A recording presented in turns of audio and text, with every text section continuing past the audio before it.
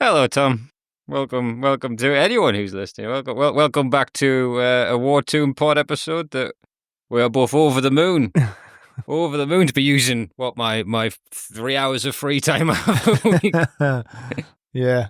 Not quite the one I was hoping for at this point of the transfer window, like. I remember at the start of the window, I was like, right, if we stay on this, there's going to be plenty of Newcastle United new signings. We're going to get to do analysis of new signings. We're going to get to go through the drama of it and have a great laugh over the summer. And unfortunately, both our schedules led us away from that. It's been about 2 months since we've done it. And this is now what we have to talk about. Yeah. Aye, I really didn't expect it to be like this, to be fair. So for anyone who's found our show that isn't on Twitter, glad the advertising's going well.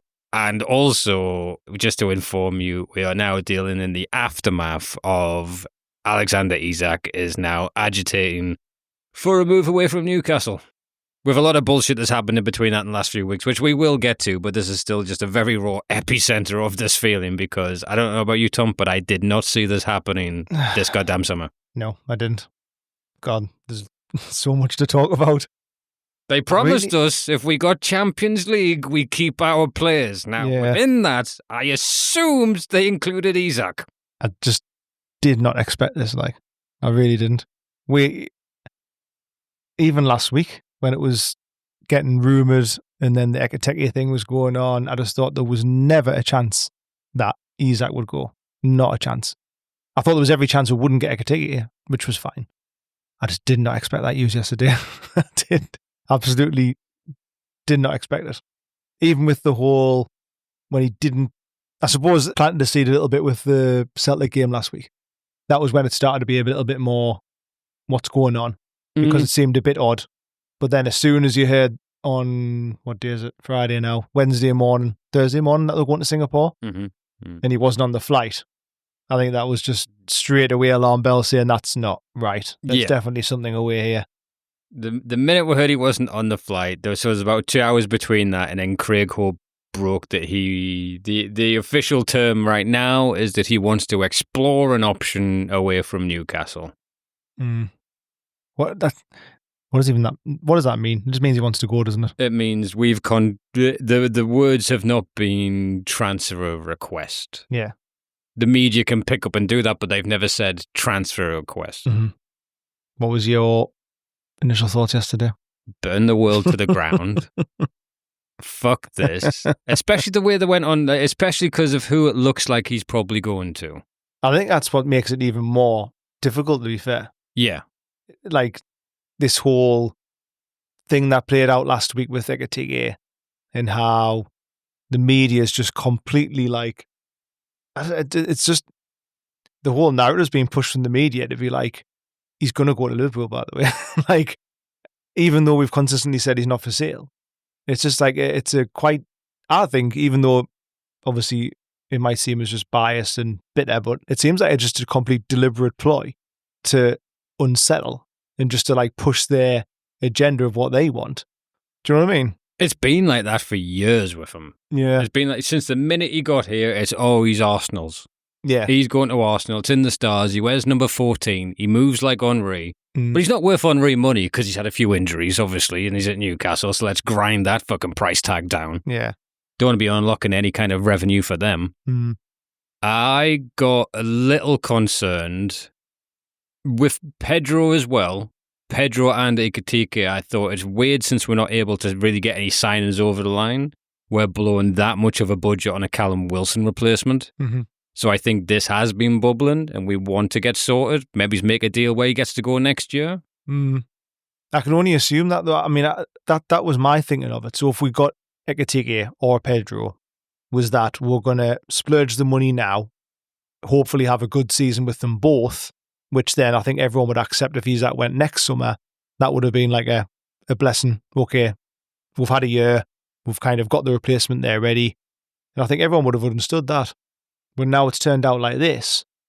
Was that the idea? Or were we trying to get them thinking that Isak still might go this summer? And if that's the case, why didn't we push harder and get them done quicker? Do you know what I mean? Like, there's so many things that we don't know, but then also it just from the outside looking in just seems like we've got no idea what we're doing, basically, and they're not telling us anything. Yeah. Yeah, no, I'd agree with that. I'd completely agree with that. It's if you're like me and you're refreshing Twitter every 5 to 30 seconds, it's the fact that Liverpool fans were such dicks during the Ekitike deal. Yeah. And the idea that they've turned around and said, well, give us Isak or we're taking Ekitike. Mm-hmm. And then, well, like, cool, we'll keep Isak. And now Isak's turned around and went, I want to move. Yeah. It seems like this is also the day that he's put in his wishes to explore a different transfer. Yeah. Which, whatever the fuck that means, other than I want out, is he's waited for the day that Arsenal have signed their new striker. Mm-hmm. Chelsea have spanked most of their money. Yeah. And now it appears that there's only Liverpool in the running, which if this happened at the start of the summer, I think Real Madrid would be kicking around. Mm-hmm. I think he's a striker that there's every team in the world he could get into. Yeah. Why am I only hearing one club? Yeah. And why also today 30 million's been knocked off the price tag immediately. Mm-hmm. They keep talking about 120 million. 120 million in installments. Get fucked. No, that is ridiculous. No, that's the thing with this. Like, we absolutely cannot be like bullied into dropping the price down. Like, no. And I think we need to stand firm on it. Like, if we have to keep him unhappy, I think we need to keep him unhappy. I really don't think. I know there's an argument for selling them for maybe a bit less and just getting rid, still having a load of money. Say it was 120 for argument's sake. But it doesn't set a good precedent, does it? No. We need to hold firm and say, no, we said it was 150. You've got 3 years left. You're just going to end up staying. We've got Champions League. We've got the league. You can stay and we'll play. Fucking fine them every week. Fine them every single fucking week. If it came to that, then yeah. But on about the article that Craig Hope sent out yesterday when it was to do when all the story broke and then what's been going on in the background. He said at the end of last season, didn't he? He was one of the main ones I thought was quite pessimistic about him staying and saying how he knew Isak was unhappy with the situation last year and how he'd been promised a new deal last year by Amanda Staveley. She left. Paul Mitchell came in. Oh, we're going to get to him. We are going to get to this guy. It got left and so basically said, you've got 4 years, you're not getting another deal. He wasn't very happy about it. That's why he started the season very slow last year. And that's probably why he ended the season so poor this year as well, when you look back. I mean, we all said it. We all say he doesn't look right. Mm-hmm. I assumed it was an injury because he'd been flogged because Wilson had been injured all season or a lot of the season. But now it makes you think, well, has he just played well to get a move and down tools once he won the cup and, try to get himself through the season fully fit? I don't know. But if that is the case, then we should have planned for this. Like, if this had happened 2 months ago, it would have been a lot easier to deal with. Yeah. But now it's happening, and we've got, a month? Not even a month to the start of the season now. And we're going to end up losing Isak. We've already let go with Wilson. We're going to end up with Asula and potentially Wissa coming in, maybe. If that actually happens, but then now you don't know what to believe because I tell you what, that could change within an hour. I see Wissa going to Spurs. Yeah, well, now the talk is that he wants to come to us and not Spurs, but I don't believe that for a second. No. If you watch the patterns of Newcastle's fucking media journalism, it's good news, bad news. We're going for Ekitike, Liverpool's getting Isak. Yeah. All right, okay, we're keeping Isak. No, Liverpool's coming for Isak. Do you know what I mean? I'll believe it if Spurs didn't have Champions League. Yeah. But that's the problem, isn't it? Spurs can still spend more than us. They've got Champions League now, so it's like Thomas Frank connection there. Yeah, Thomas Frank, London, for players like no one gives a shit about that. London. I'm tired of this being some kind of weird. No, it's not. It is not. All right. Don't think that fucking Isak grew up in Eritrea singing "You'll Never Walk Alone" either. Right. Liverpool are paying Hugo Ekitike, who is the player who could become as good as Isak, 275k a week, bang off the bat plus a signing on fee. Yeah, that's like over 100k more than Isak. And Paul Mitchell's came around and says, "Fuck you got 3 years left on your deal." Yeah. So now, apparently, Isak's wage demands were 300,000. We've said, no, we can't do that. So that's to him. We've rejected his demands. He can now put in the thing. There is nothing in a footballing nature about him leaving for anything other than cash. All right? And now he wants to stay in Europe. And let's be honest, Liverpool's building a ridiculous super team. the amount of money they've put in this year. He will do fantastic there, but it's purely because he's going to treble his wages. Oh, yeah, 100%. It's definitely to do with that. It's what you got in Liverpool for? The fucking weather. You know, like, that's all it is. I mean, the agent will be in his ear when he's saying, right, this is the market value. You're on X amount. You should be getting 300 grand. He's getting 300 grand at that club. That's what it'll have started from last summer. And then it's come to this. But like I say, this either should have been resolved a lot sooner, or like in terms of the contract, or just said, look, we're not offering a new one. If you're going to go in the summer, that's fine. But we're going to sort it out in June, not now. Yeah. But then I suppose another conversation is who sorts that. So because it's a mountain of just fuck ups, basically, isn't it? Like there's just so many things that. Did he even tell Elanga, by the way? I mean, that's what I want to know. Like, if Elanga's coming in to play with his compatriot that he's got a great link-up play with at international duty, did he give him a fucking heads up being like, maybe hang fire? Well, I know, that's what I mean. So, like, did we know this or not? Or is this out the blue to Eddie Howe? I refuse to believe that Isak's turned around this week and just went, yeah, by the way, I think I do want to go. They must have known. By who we've been going for, because we haven't even spoken about centre-backs this summer. Yeah. There's not been a bid for a centre-back. No. There's not been a bid for a central midfielder. No. All there has been is get a fucking striker, get a striker quickly. Glad we got Elanga, by the way. We will get to what a good signing that might prove to be. Now we need someone stood there from across the fucking ball too. Yeah.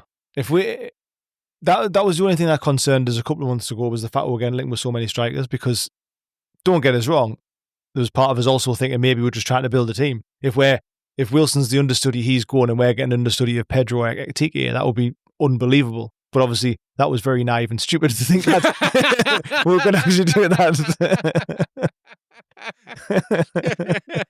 Because what was really happening, looks like, is we're just trying to find a fucking replacement. No. It turns out only Liverpool, Manchester City and Chelsea can build 3 teams to rotate. You have 9 players that are good and 2 you have to deal with. That's it. All we ever hear is, you qualify for Champions League. Oh, well, to do well, you need 2 players for every position, but you can't do that. So good luck. It's about the sanctity of the league. I'm glad for PSO. I don't think other teams should be able to, right? So I looked into this before the Isak news, because I was going to bitch about this anyway, right? If you take a look at Fulham, Villa, Brentford, Bournemouth, who else was there? Brighton. Well, Brighton have signed 2 18-year-old Greek lads that are going to sign for Chelsea in 2 years' time for 60 million. Well done, fucking Brighton. You're an embarrassment to the league. You've got no ambition. I fucking hate you. But every other club, no one has been able to buy people. Yeah. Not a single one. Because this is just my theory, right? So I think what normally happens is the window opens. The very top clubs, your Real Madrids, your teams that, wanted to break away and make their own league where they made all the money and couldn't possibly get relegated. Yeah. Those cunts go and buy the players they want. Yeah. After that, the rest of them can come to the table and be able to bid people at a reasonable amount for reasonable wages. Oh, yeah. But Chelsea and Liverpool haven't stopped. Yeah, that's the problem. Where us included and the rest of them are basically runts of the litter who's just going for the scraps. That's almost left. It's like, so who's left now then? If out of the pool of players that's available, right, so we'll cherry pick all the best ones. You can have what's left. No, thanks. But now we're not even getting that. Yeah. We can't even get that now because everyone's like, well, I don't know. Arsenal might want a backup centre midfielder from Brentford. Have you seen what's happened to Brentford, by the way? Yeah. They're going down next year, by the way, especially if Whistle goes. I mean, they've taken their manager, the striker, all the staff. And Mbeumo, Whistler's gone. That Huyson's gone. Zabani's supposed to be going to that's Tottenham. Bournemouth. Oh, sorry, on to Brentford. Yeah. Sorry, moving slowly on to the dearly departed Bournemouth. All right, so their goalkeeper went. Yeah. Their centre-back Huysson that they found last year, gone. Yeah. Zabani deciding whether he wants PSG or fucking Liverpool, gone. The both of them's going to struggle next year. Fullback, drop gone. like stones. I mean, it's just you can't go on about it enough that it's literally set up on purpose to not help any of us out. And we can't it's ridiculous. Weird conspiracy theorists. They made these rules the day after we were taken over. Yeah. Can you remember anyone getting a points deduction before the Newcastle takeover? Mm-hmm. There wasn't one. I know. Fair play if you watch what Nottingham Forest do. I have respect for Nottingham Forest, but unfortunately, I think that's the team we're going to pick off because they're the closest behind us that we can physically match. Yeah. So I like Nottingham Forest. And if you saw what they did with Morgan Gibbs-White, so Spurs bid for Morgan Gibbs-White because there was a weird thing of Forest weren't technically in Europa, so Morgan Gibbs-White had a minimum fee release clause for a club that wasn't in Europa. Mm-hmm. Now, Nottingham Forest are hanging on to see if Crystal Palace get kicked out of the Europa and they get moved up. Is that what I'm thinking? Well, they have at the minute, haven't they? They have currently. But they've appealed it, Palace. And they've appealed it. Mm-hmm. So they've basically sent a message saying, oh, we've activated thingy's release clause. He's on his way for a medical. Marinakis has turned around and went, no, he's fucking not. Legal injunction, get him back. And now they're waiting. They're in now. And no one should have legally been able to know about his minimum fee release clause because you have to conduct yourself with the club beforehand. So I love the fact that they're establishing that order. And that's right. That's fucking... But that's like I was saying before, for us kind of not having our pants down for the Isak bid and for how much for saying that I want 150 million. They're not taking it on the chin and saying, nah, I'm not doing that. Like, we want to try and build, we're trying to compete, and you're just going to come along and say, by the way, I'm taking him. No, you're fucking not. Yeah. Like, no, you can't. Like, there's rules in place and there's legalities to it. I'm hating this kind of vibe that, no, you get that money in, you then reinvest it. Yeah, but then 3 years, the cycle's over and we've got to sell whoever we've got in that's been good. I know, but it's just, the infuriating thing is that it's just Liverpool, Chelsea, whoever come along, give you a pat on the head and say, it's okay, you can reinvest it. And then we'll just take your asset, take your biggest asset, and then you just got to reinvest it like you say. And it's just like, yeah, but Isak, we bought him. Nobody else really wanted him. Everyone thought he was all right, but didn't think he was fucking world beater. But he didn't score that many goals for Sociedad. He failed at Dortmund. There's a chance he down tools in the second season when I'm looking at Isak now because he went from scoring 25 a year to scoring 4 the year after. But you need to be heavily compensated for the fact that we got him. How has made him into a much better player than he was before in 3 years. He's because of the price of other players who's gone and been sold. I mean, Luis Diaz, Bayern Munich is supposed to be buying him for like 80 million euros or something. What does that say about Isak? But my worry is that sorry, you go. So I was going to say my worry is because of all the media at the minute and stuff pushing for this transfer because they love it so much. And my God, I'm not watching the telly for a month if he goes to Liverpool. I'm just not. It's as if they're purposely trying to knock the price down. I think they've been trying to do it all year. And it's almost as if it's going to happen. And it's just like a foregone conclusion. Yeah, it's a foregone conclusion. It's going to happen the same as Isak going was going to happen, and we've just got to put up with it. It stinks, to put it nicely. I can't have them claim that they've won anything now because you've voted on rules that means you're the only people that can fucking buy people. Yeah. So the thing is, I said it before, if this had happened at the start of the window, I do think we would have maybe been in a better position to get people in. But you see, you'll never know what's going on behind the scenes, but how must have known what's going on? Or unless he's thought he can change his opinion or pull him round or get him a new contract or whatever. But again, that comes from who's in charge. You feel like Howe's doing everything himself.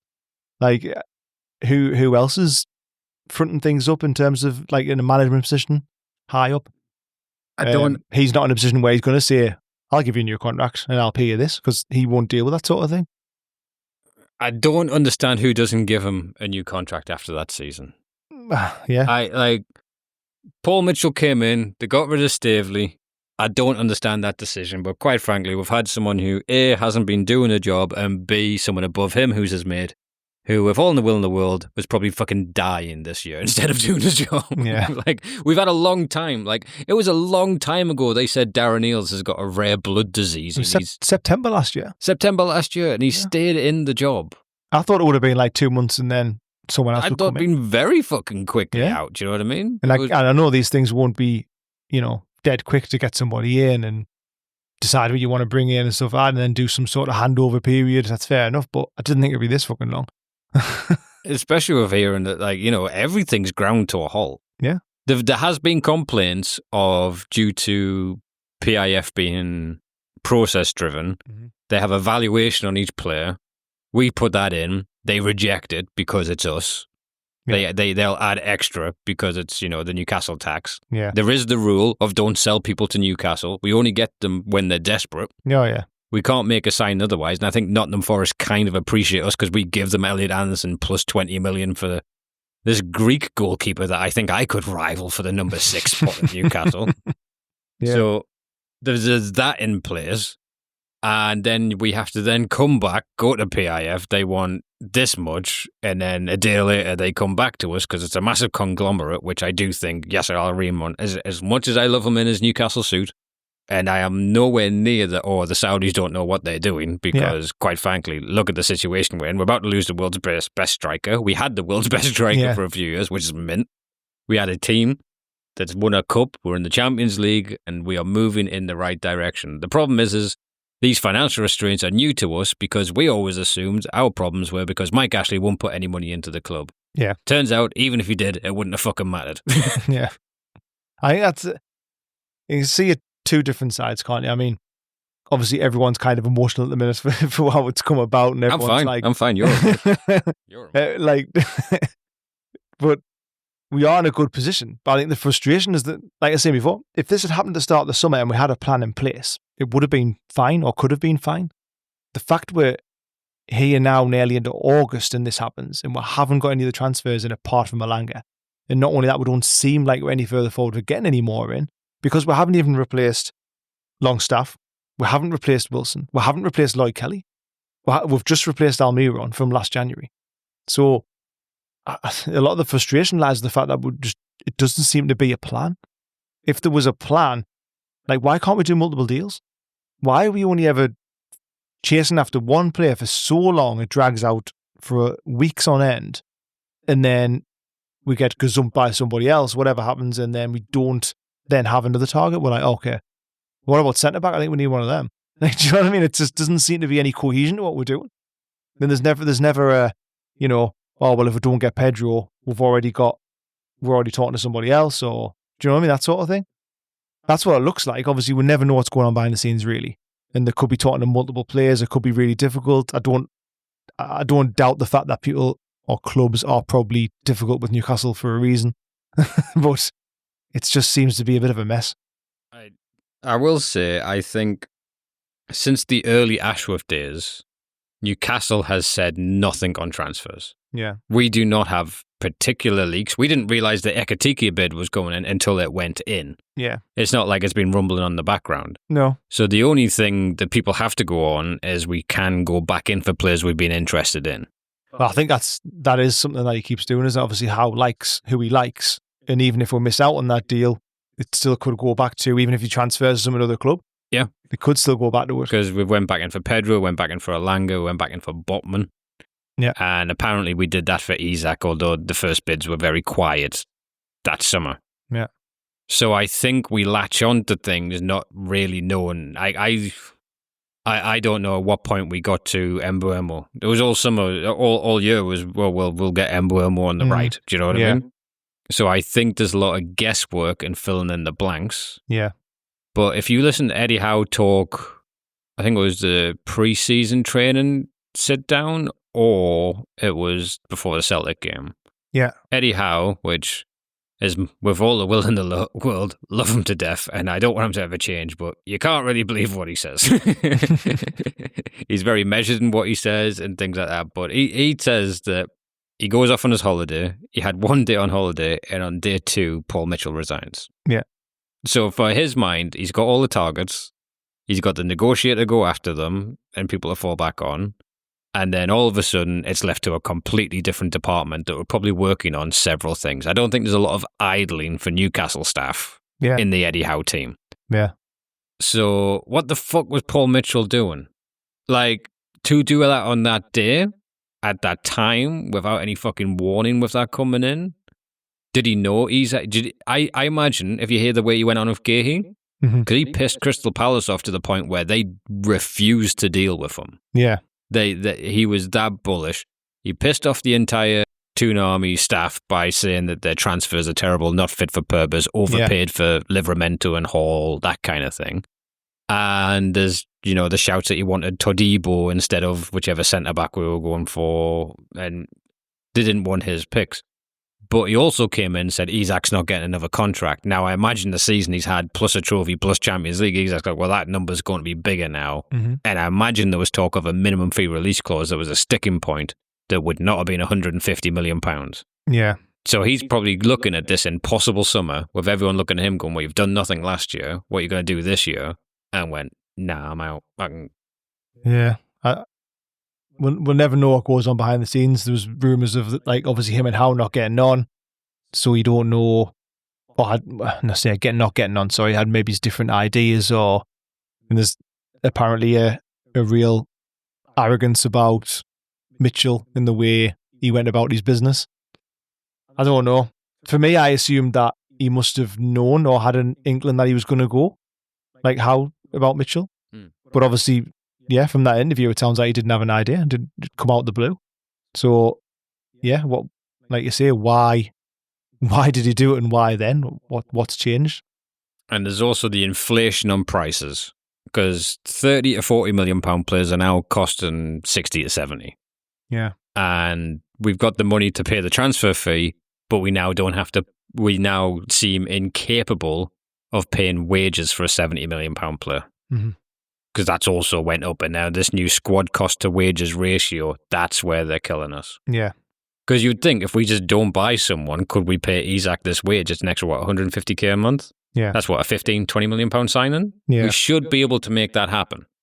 But these new, it's all set up to, as long as you've got fucking billions of revenues coming in from Asia and all sorts, it's nothing to do with the club, it's nothing to do with the on-field. Yeah. The thing is that I've got no doubt, to be honest, like, if Isak goes tomorrow, right, I understand it. He wants to go more money, win more trophies, that's fine. I've got every trust and faith in how that he will have a team that's good enough as long as we sign the players. If we buy 4 or 5 players in this summer, I've got no doubt that there'll be good players that Howe can make better, and we'll have a good team. But at the minute, my worry is that this is going to drag on and we don't buy replacements, we don't buy players that we haven't even replaced yet. That's the biggest worry, I think, isn't it? Yeah. I mean, who would you replace Isak with now? I mean, we're talking about getting that Wissa from Brentford, possibly. It'll be Wissa. But that'll be, is that going to be a replacement for Isak, or is that going to be a replacement for Wilson? Because we're going to need 2, really, aren't we? You got to hope Basula's ready. I tell you, they're talking, they're putting it out there, but it's always spoonful of sugar helps the medicine go down. Apparently, we're after Benjamin Sesko, the player that Arsenal dropped off because they couldn't afford his wage demands. Yeah, Didn't have his wage demand. I don't believe for a second we'll get him. And now they're even pumping it up even further that we're going to look like dicks if we don't get him, because they're saying that, Sesko has a special agreement with the club that if he deems the project to be special, he's got a minimum fee release clause. What does that even mean? Exactly. Because if he rejects us, he rejects us. It's just another narrative to say, he doesn't want to go there. He's rejecting Newcastle. Yeah. Newcastle's been rejected again. It stinks. But I don't think for a second we'll get him. No way. Nah, I've got no faith in it. If we did, he could be an Isak type where, I've seen some people have a few question marks with him in terms of consistency and stuff, and I don't think he's been totally prolific. I think he looks good though, and I would take him 100%. But I don't think we'll get him. He would be my number one choice within a reasonable bracket. Like, there's Victor Osimhen kicking around in Turkey or Napoli or push-pull for 60, 70 million there, but his wages are in over the 300s. Yeah. And we're not willing to do that because we might as well keep fucking Isak if we're doing that. So there's always Das Boss, isn't there? Yeah, Das Boss. No one's mentioned Dominic Calvert-Lewin in a couple of weeks. My biggest worry, I think, now is that we get Wissa and then we get Calvert-Lewin. Wissa and Calvert-Lewin. And to be honest, I think Wissa does fine. To be honest, I like him. And I think the only thing again, shit that we have to worry about these sort of things, but if we're paying 50 million for him, I'll be like, that seems a lot. If it's 30, 35, I think that's a good deal. And he'll score goals, so that's fine. But again, we need 2 though. We can't just go into the season with Wissa.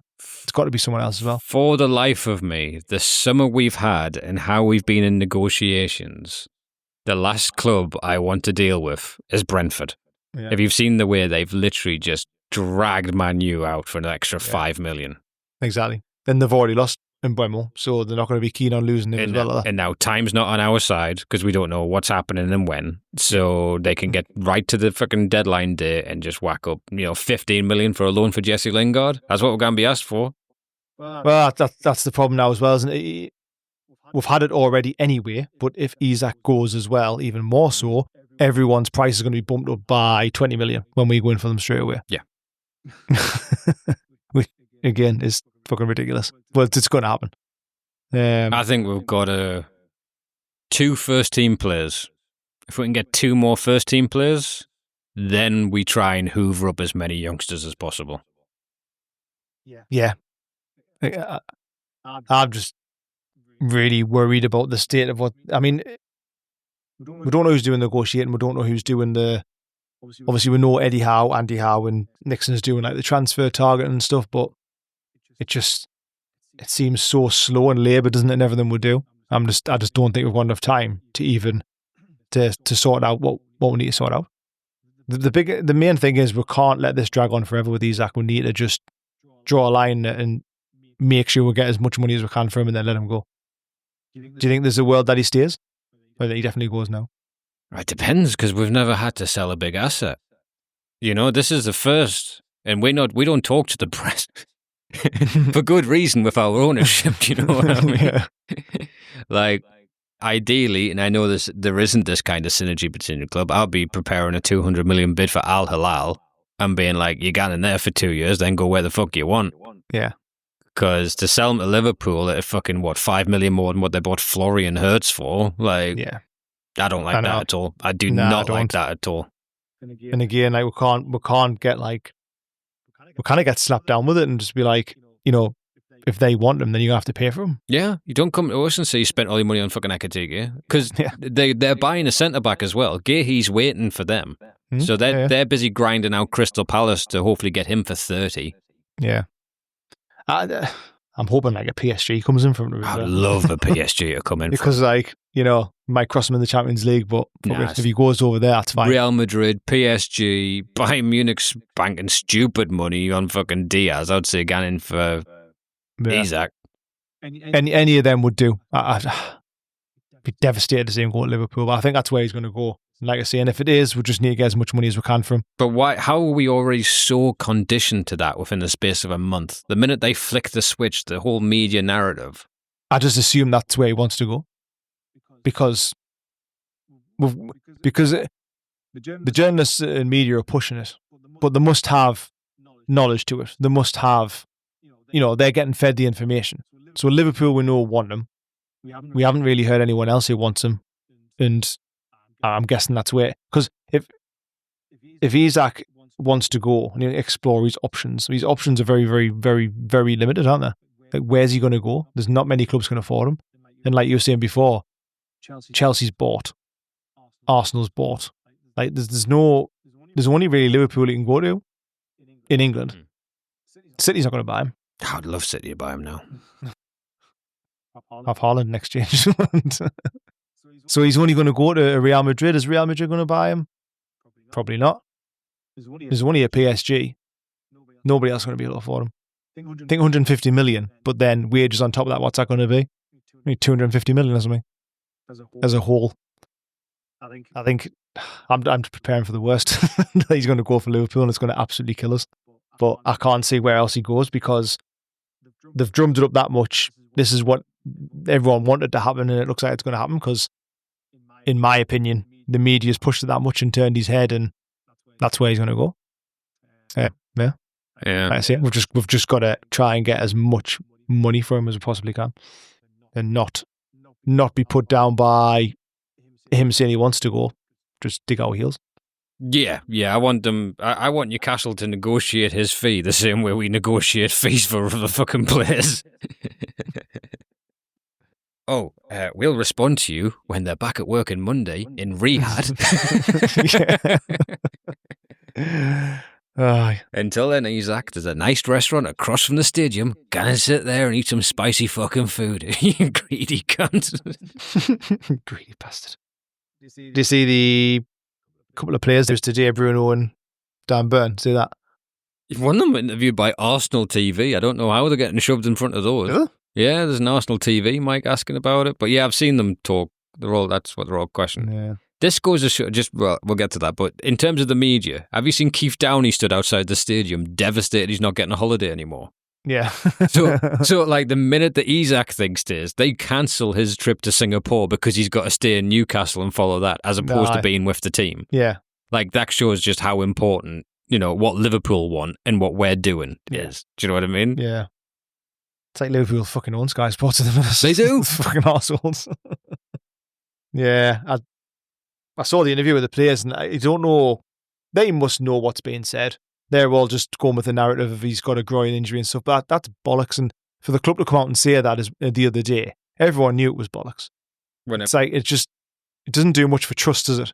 To say like... It doesn't for trust, but we both know if a player agitates, take 20 million off his fucking fee. Yeah. Yeah, you're right. So that's what they're trying to protect. Yeah. Or hopefully get him around the table for contract talks. Do you know what I mean? Yeah. What do you think? Do you think there's any possible way that Eddie Howe walks or anything? That's one of my large concerns. I don't know. I didn't ever think he would, because this kind of job for him where, initially he wasn't first choice and he's been given almost a bit of a chance without being like, playing it down as much. And he's done like more than anyone could ever have imagined. Like, unbelievable season last year. For what he did last season with the squad we had, like, it's just like, I don't think anyone else could have done it, basically. But how much does he take of it?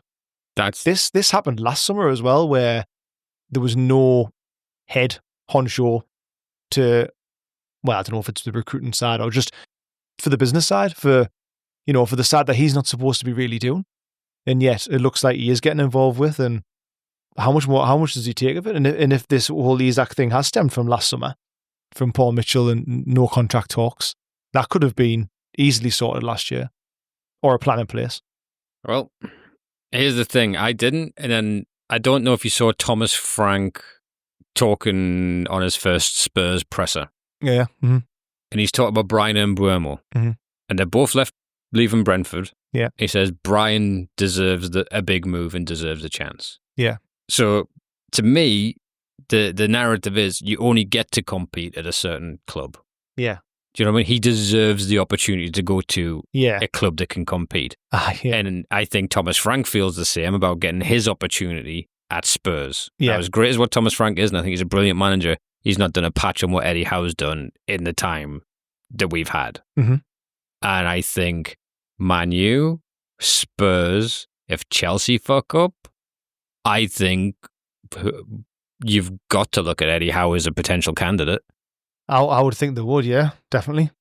So, and then Thomas Tuchel, not looking great as England manager, that's up in a year or two. Yeah. Howe could take some time off, chill out.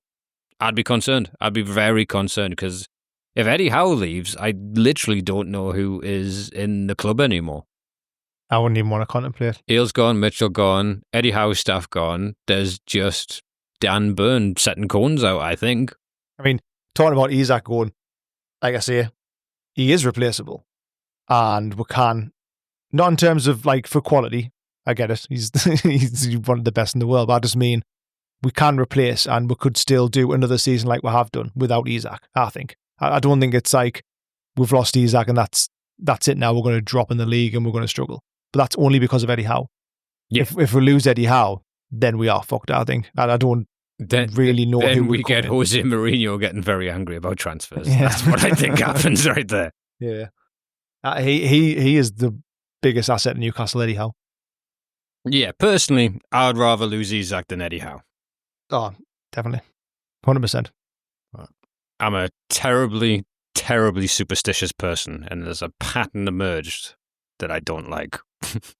So I have this thing where every time we've been linked with a player, Pedro, Delap, Husin, he was another one we did go for and missed out on. Fuck it. Eddie Howe's ambitious at the start of the window, isn't he? Went for Alicia last year. Aye. Husin, who else am I missing? Ekitike. Every time I've watched their compilation videos of their best goals, I even watched Isak's when we didn't get Iketeke's, every goal for Newcastle, and then every one, the deals have fallen to shit, and then it hasn't happened. I'll tell you right now, I've watched Wissers. Oh, for God's sake. I've watched Wissers. I was going to say, pass you for one, I'm going to delete YouTube. Yeah. I've watched Wissers. I refuse to watch Sesko's, and there was... You haven't been watching James Trafford saves as well? Yes, yeah, I did. I watched an awful lot of James Trafford, which is who we're going to get to in just a second. But there was a video when we were talking about changing the badge. Yeah. It says, do what the fuck you like with the badge, just don't sell Isak or Tonali. Yeah. I'm really concerned about Tonali now. I love the tune, man. I'm worried. I'm concerned for all of them now, because this sets a precedent of how people leave. Well, I think that only happens, though, for what would do this summer. I think everybody else, I wasn't concerned anyone else leaving at all, because the season we had. I wasn't obviously concerned for Isak, but now I am. But that's different. I think because of Isak, because of how good he is and how rare that kind of player is, I don't anticipate anyone else leaving. Not yet. If we don't buy anyone this summer, Isak leaves, then I expect that they probably will. I think Gordon pushes a move. He's someone I'd worry about. Again, it depends, I suppose, if somebody came in for him. Again. Can't think who that would be. Yeah, unfortunately, like a Liverpool, then yeah, he might. Because Isak's gone. Yeah. Again, I think all these people are replaceable. The problem is, everyone's just making it really difficult to deal with Newcastle. But also, we are going for top tier players. We know our recruitment's excellent. Yeah. So it's shocking when we see 7 people that if we're going for them, we know they're excellent and they go elsewhere. But obviously other people know these players are also excellent and we can't match the wage possibilities. So Tom came round. What time did you come round, Tom? Today. Yeah, today. About 10:30? 10? Yeah. 10:30. Now, I'd been waiting, and since I'm the only one in downstairs, I'd been holding in a shit. So rather than have Tom wandering around or me having to shout from the bathroom, which I didn't want to have to do, I held in, welcomed Tom into the house, put the kettle on, and went to go take a shit. You're such a good host, by the way. Yeah. just to let you know. If you know the cleaning that was involved for this blister looked like this for you to come round, Tom. I sit down in the toilet and I see Luke Edwards tweet that Newcastle are back in for James Trafford and we're using Martin Dubravka, didn't go to Singapore, as a make way in that transfer. And then 3 minutes later, Fabrizio Romano posts that James Trafford has now signed for Manchester City. Here we go. Oh, for fuck's sake. £27 million, which apparently we negotiated, and then Man City, due to their, clever buyback clauses, just jumped in and give him, guess what? Better wages. I feel like I've aged a lot in this transfer window. Oh, man. I did seasonal work. I work for a company that hands out gowns during graduations, and there's a guy who's kind of a passive football fan. We got talking about Newcastle United, and by within an hour, he's the level of fan who hasn't really looked into what PSR means. What everyone had by now. Without struggles. Anyone in my orbit certainly has, because that's all I can talk about. It's how the band's doing and PSR. Not always in that order. That is also true. My unlaunched podcast of ADH Dads didn't last very long due to me looking at PSR rules. But I'm gutted on Trafford. I thought he was going to be great. Yeah, I really thought. Well, I wrongly assumed that must have already been a done deal. It was just going to kind of go through in the summer, but obviously we just spent a year of negotiating. It's like, so are you going to make it happen? Well, we might do. Oh, that's fine. Okay, we'll just come back next week. I don't know how these things work, but it doesn't seem to go very well for us, does it? We were going to get him for $7 million more than what we paid for Valmachulis. Yeah. Well, last summer we were going to get him for fucking 15 million, doesn't it, really? I wonder, because of the way things are now and we haven't brought many in, do we go for another goalkeeper, or do we just cut our losses and say, fuck it, we'll concentrate on more important positions? I think we haven't been linked with many goalkeepers, have we? I because we've been battling for this one. Only Sean Casey says we've known the deal's been dead for a week. Everyone else, I just wonder if Trafford was kind of Market opportunity. opportunistic or something, rather than like actually wanting someone, if you know what I mean. Like rather than actively seeking a goalkeeper and paying X amount, was that just more of an opportunity there to say he's young, he's really good, that sort of thing? Do we move on to other targets and just leave goalkeepers? I've got 20 of them, so it's all right now. If I know Newcastle, our next player signed as a goalkeeper. Yeah. Just the D Isak leaves. And it'll be someone to play cribbage with, who's the old John Ruddy. Someone to play a domino-style old game with John Ruddy, goalkeeper number 8. Yeah, I was gutted about Trafford, but I'm less bothered, I think, now for the fact that we need to sign in other positions, more importantly, I think. Spine now. Yeah. Centre-back, midfielder, striker. Yeah. We need 3 signings in, And at least. I think we hang fire for Gahey, and we don't get Gahey. I also think there's a chance we get Gay. Nah. No. I think we still would take him. It's just if, like, it might just come down if Liverpool don't go for him. That's all. Liverpool's going to lowball the shit out of that, and he's going Yeah. to wait for Liverpool. Yeah. I don't doubt that he wants Liverpool. I just think that if Liverpool don't go for him, I think there's a chance we still get him. But if Liverpool don't go for him, then he gets, go on a free transfer, which this is now becoming the Americanization of sports. Transfer fees are too much. The owners don't want to pay it. So I tell you what, run your fucking contract down and do what Trent Arnold did. Yeah. Oh, imagine if Isak did that. That would be a lot worse. Have 3 years of him not getting paid on our bench, fine. I'd rather that than him go to Liverpool for anything less than 150, 140. Yeah. And see what we're made of for that, see how much we hold out for. I mean, we held out for that extra 1.5 million on Sean Longstaff. We showed Leeds we have some goddamn metal. I was convinced that happened because we're going to push for Ekateki. Think we'll push that through to get some extra money, and then, but I don't understand how much money we do have to spend anymore. It's because we should have loads. We've bought no one. Yeah, we've it qualified. Sounds like we've got. Well, it sounds like we do in terms of offering for Pedro 60 million. Blah blah blah. So is that because we thought we're selling Isak, or is that just money that we've got? We should just have money anyway. If we sell Isak, that's what I don't get as well. Just reading about Sesko again there before, linked with Sesko. I'm not going to believe it until I actually see it. No, I don't. It keeps saying, but the deal could be difficult. How can the deal be fucking difficult when we're going to sell Isak for like 150 million and we've also got a load of them? Like, we should have, in theory, 150 million to spend this summer without selling Isak. Mm-hmm. Why is any deal going to be difficult? Yeah. I don't get it. There was a thing about the Botman deal, right? And I'm seeing it with Arsenal and Chelsea, where agents aren't just the mate of a player. There's a couple, like Rashford's brother, Kane's brother, have one client. Kane's brother has one client, doesn't he? Yeah, he's got an office and everything. Fucking hilarious. Where you going to the office today? You know what I mean? We spent 15 years at Spurs. And there are deals where they'll be like, right, if you buy this player for X, we can give you that player for this much. Do you know what I mean? Yeah. So if you buy Madueke for whatever Arsenal bought Madueke for, we'll give you a Brazilian international goalkeeper for 5 million. I think those deals happen. Right. And I don't think, and because the Botman deal, he was meant to go to AC Milan. Yeah. But AC Milan couldn't match our bid, and they were being investigated for fraud claims on the transfers because Italy's clearly dodgy as fuck. So there was that whole thing.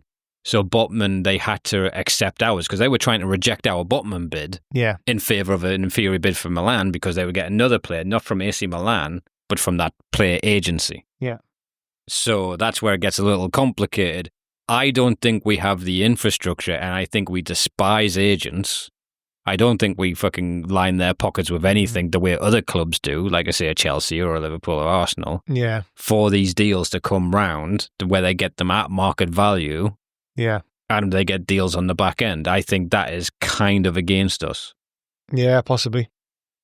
Yeah, you could be right. Because when you say he's signed for a new agency, what does that even mean? Do you know what I mean? Yeah. A new guy getting 15%? Could his dad not have called fucking... Yeah. It's all contact, isn't it? They all know each other and they all talk to each other. And, you know, years ago, it used to be like, it was called like tapping up, wasn't it? When you're talking to the player before. That all happens now. It's just, fucking hell, they almost talk to each other through friends, through No, networking. there's an like, actual job of an intermediary. yeah, So you can't talk to Morgan Gibbs White. yeah, But apparently you can hire someone to go and talk to Morgan Gibbs White. So surely, do you know what I mean? yeah.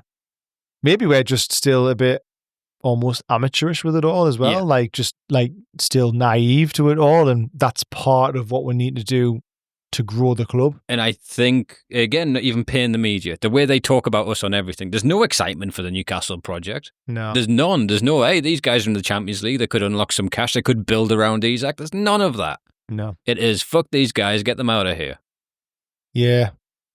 You'd think, well, I was hoping for was getting back in the Champions League would be like a massive like lift and a massive like push for what's Newcastle doing? Should have money to spend, more excitement to be fair, but you wouldn't even think we're in the Champions League this year. And again, it's not like we haven't tried from the looks of it. Yeah. Delap, Husin, Pedro, Ekateke, we've mentioned them all. Yeah. And the fact they're willing to be third and fourth. I mean, how many fucking wingers does Chelsea have? I've lost count. And they've also got players that they bought from Brazil and sent out on loan for 2 years. Yeah.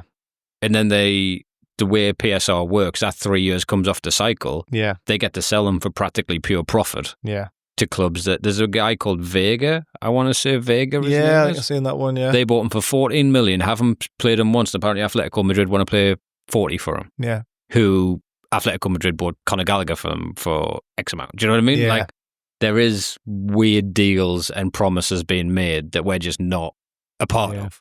Without being too fucking Tim Pot hat on, I think that's one of the things that fucks us. Yeah, I'm not saying it's obviously it works. It's within the rules to an extent. Nobody's getting hold of the cause for it, or it doesn't seem to be. I think we're just naive and we haven't maybe got to that level yet in terms of structure and, like I say, networking to whoever we've got running the club, which at the minute sounds to be no one.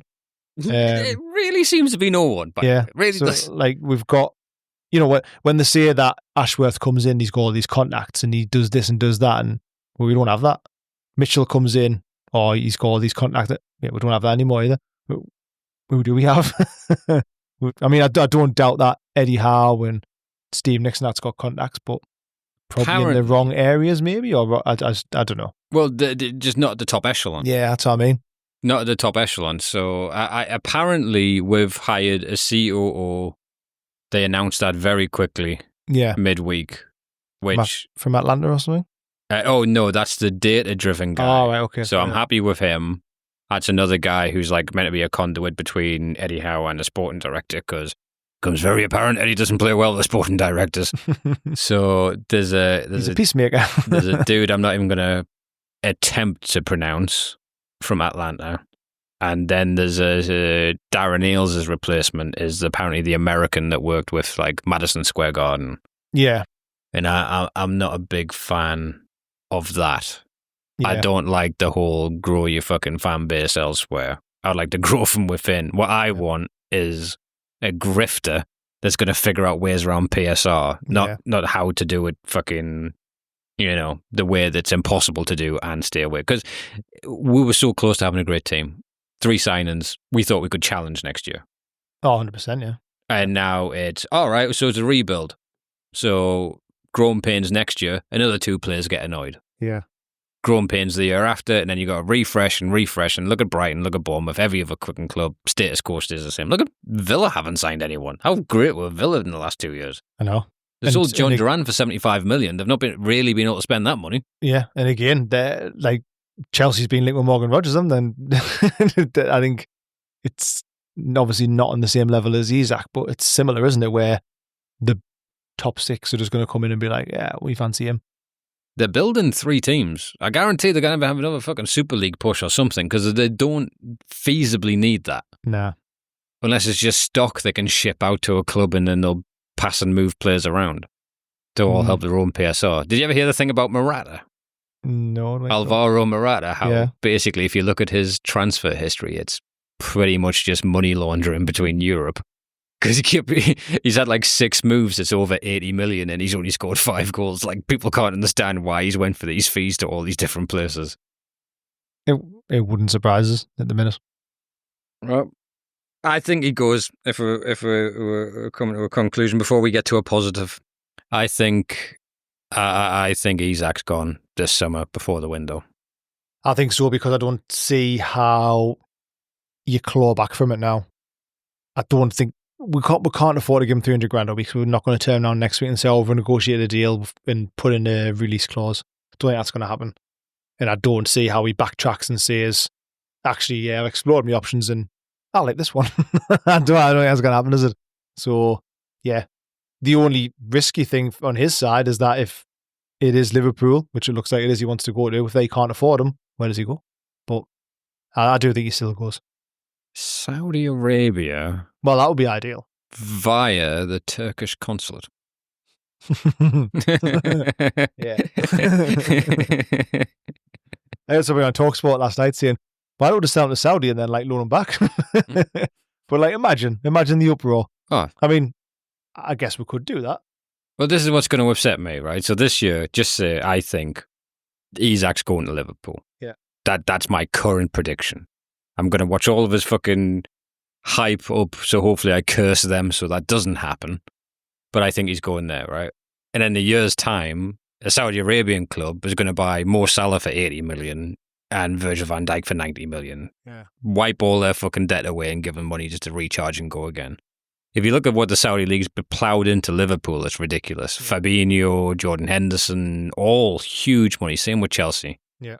But we're not allowed to do that shit. And that is fucking frustrating. Yeah.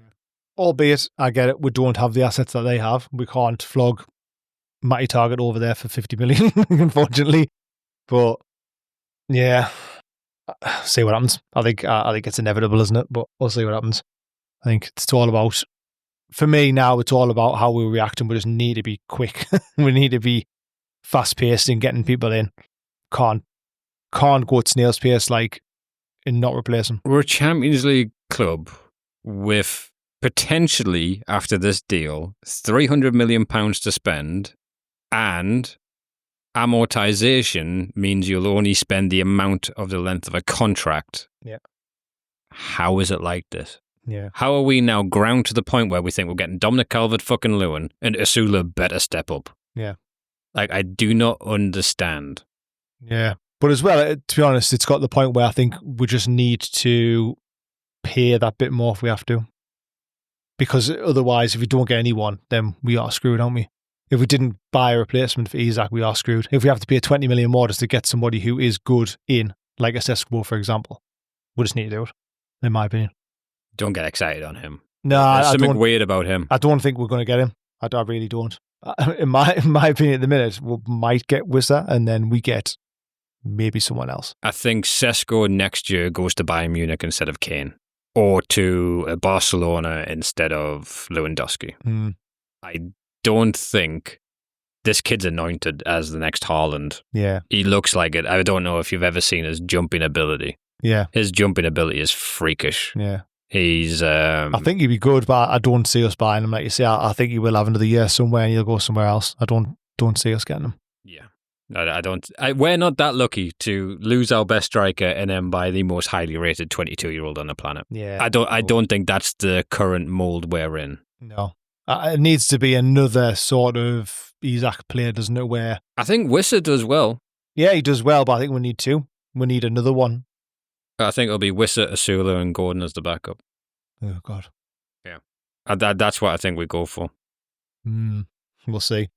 But we need to... Exciting time. The scouting team has to have found some Brunos and Botmans kicking around in, middle-ranked European clubs. Yeah. We can't be like, well, we found Alanga, we'll just wait until we get him. By the way, over the moon we got Alanga. Yeah, I feel a bit sorry for him because it's just gone under the radar now, isn't it, with all this? But he is going to be good, I think. He's going to be a really goddamn good signing, him. He may get frustrated if he keeps just crossing the ball into Asula all day. Hopefully we get somebody else in. Nah, I think he'll be good. I had a mate message me saying, do you think we'll whap down 60 million and get Chris Wood back? And I almost threw my phone out of a window. To be fair, him and Alanga linked up well. Fuck off. I guarantee Jacob Murphy's not getting 20 goal and assist contributions next year. No, Langer is a really good sign. I was really pleased to get him in. I would love for them to get Isak in from so when he scores 3 goals a season until they whap down 60 on Jacob Murphy. Turns out he was the genius all along. I'm hoping Isak goes to Liverpool if he's going to go there and then just gets injured straight away. Or he comes to St James's Park first game of the season and gets absolutely rattled. Mate. And if we're meant to be fucking singing You'll Never Walk Alone because of the car crash, we can't be doing that shit. We can't. Fuck it. And they've got Ekiteke and bloody Isak in the starting lineup for the first game, our first home game. That's going to be absolutely horrific. I am intrigued to know. Joe Linton needs to start that game, by the way. Yeah. Have a knife in his pocket. I am intrigued to know what Jota's life insurance to the club goes on the PSL balance sheet. No idea. Because his blue book value would have been around 50 million, which they would not have got this year for him. Yeah.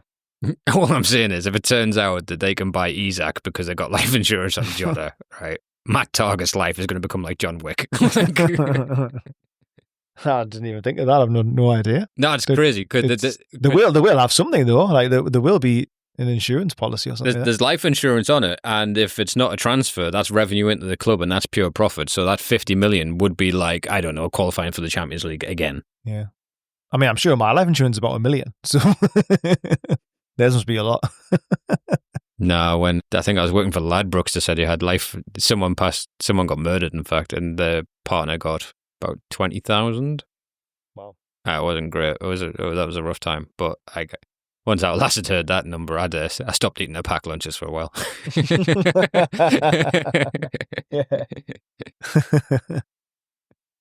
Well, on a somber note, we've still got Eddie Howe, and we've still got a team with the best midfield in the league. We've got possibly 2 of the better wingers. I don't doubt our starting 11 is still really, really good. It's just we need more, don't we? You can't be stale for as many years as what we've been. More. Our starting 11, if we're going to play every single week, every single game, if there were machines, I think would do well. Obviously with an Isak replacement. But I just don't, that's what I worry about. It's injuries and stuff, isn't it? Well, find out next week when Tonali and Elanga's decided he wants to move to Chelsea. We'll find out what's fucking happened to our hopes and dreams. Could all change in a week, you never know. I'm going to start watching wrestling again. Haven't watched a single wrestling since Newcastle's takeover because I didn't need escapism because life was positive. I mean, we could just change this podcast, right? If it gets to August and say, actually, yeah, we'll talk about something else instead. Welcome to War Wrestling Pod. My animated clip has a bandana now. All right.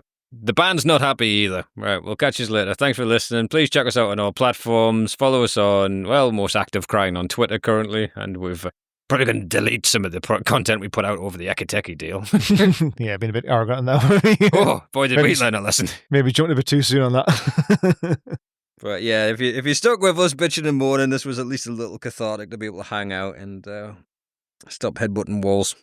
So yeah, have a great week, and hopefully we've got something more positive. You done? Yeah. I check Twitter. What's happening now? What's happening now? Now it's happened.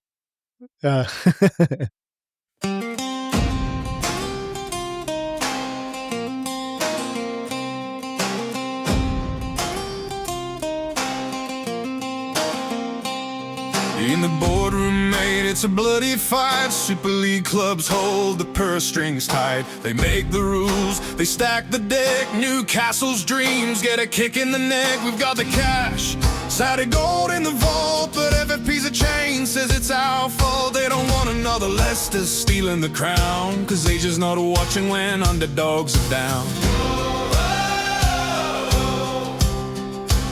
Sky Sports wants Man City, Liverpool shine, not a gritty Geordie side crossing the line. We're scrapping for signings, but the rules don't bend. Big clubs keep the power, it's a means to an end. Now Isak's packing his boots in a bag. Liverpool's wages, mate, they don't gag. He's world-class, our king, but the rules don't play fair. Newcastle's heart's breaking, but they don't care. Thanks for the memories, Isak, you were class. Dancing past defenders, leaving them on their arse. Fuck you, war kid,